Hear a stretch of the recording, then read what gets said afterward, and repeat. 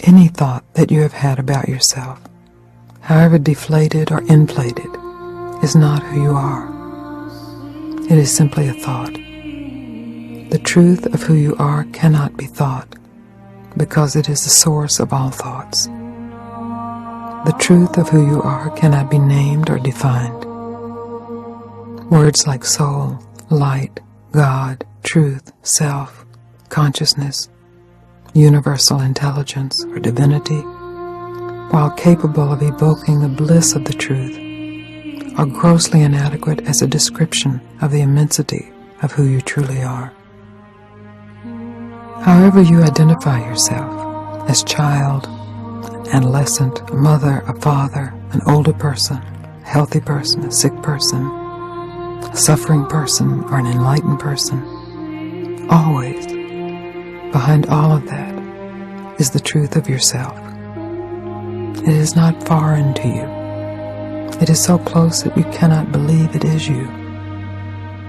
The truth of who you are is untouched by any concept of who you are, whether ignorant or enlightened, worthless or grand. The truth of who you are is free of it all. You are already free, and all that blocks your realization of that freedom is your own attachment to some thought of who you are. This thought doesn't keep you from being the truth of who you are. You already are that. It separates you from the realization of who you are. I invite you to let your attention dive into what has always been here, waiting openly for its own self-realization. Who are you, really?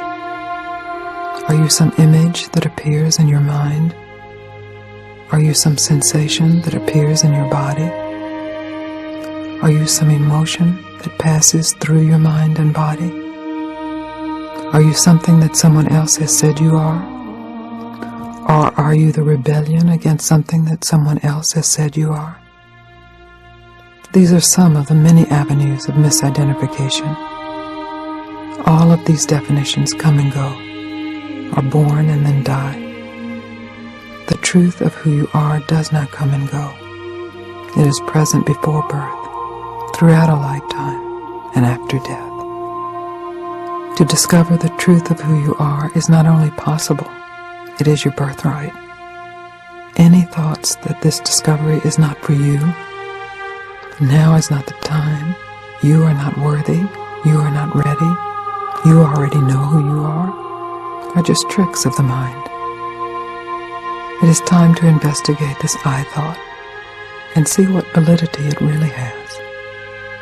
In this examination, there is an opening for the conscious intelligence that you are to finally recognize itself. The most important question you can ever ask yourself is, who am I? In a certain way, this has been an implicit question asked throughout every stage of your life. Every activity, whether individual or collective, is motivated at its root by a search for self-definition. Typically, you search for a positive answer to this question and run away from a negative answer. Once this question becomes explicit, the momentum and the power of the question direct the search for the true answer, which is open-ended, alive, and filled with ever-deepening insight. You have experienced both success and failure. After a certain stage, early or late, you realize that who you are, however that is defined, is not satisfying. Unless this question has been truly answered, not just conventionally answered, you will still be hungry to know. Because no matter how you have been defined by others, well-meaning or not, and no matter how you have defined yourself, no definition can bring lasting certitude.